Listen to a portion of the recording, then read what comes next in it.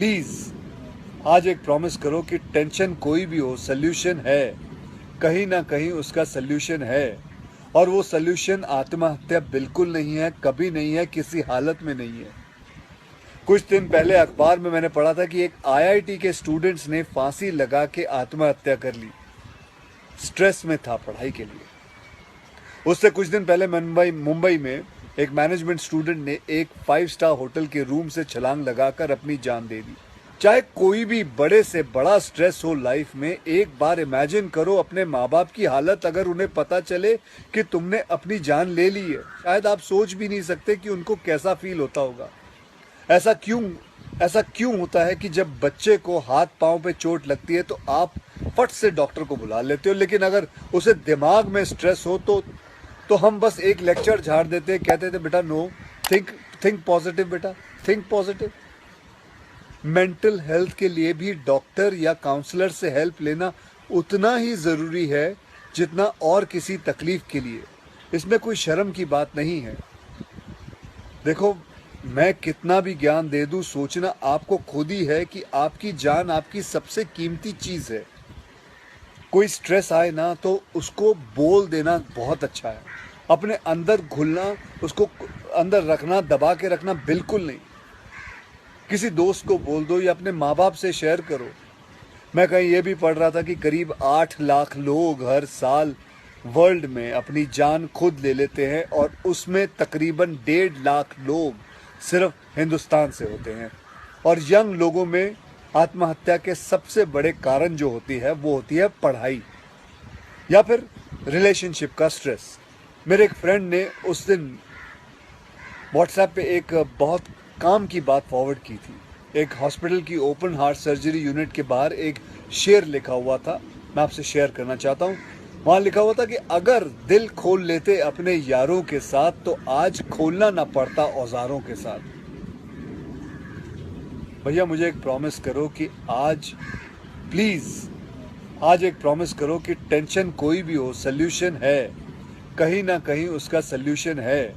और वो सोल्यूशन आत्महत्या बिल्कुल नहीं है, कभी नहीं है, किसी हालत में नहीं है। अपना ध्यान रखो। मिलते हैं फिर। Till then, next time, goodbye, जय हिंद। क्यों तुम्हारी जान एक एग्जाम के मार्कशीट से सस्ती हो गई है? नहीं। ऐसा क्या पढ़ाई कर रहे हो? इससे तो देश के लिए सरहद पे जाके जान लगा दो दाव पे। चाहे कोई भी बड़े से बड़ा स्ट्रेस हो लाइफ में, एक बार इमेजिन करो अपने माँ बाप की हालत अगर उन्हें पता चले कि तुमने अपनी जान ले ली है, खुदकुशी कर ली है। शायद आप सोच भी नहीं सकते कि उनको कैसा फील होता होगा।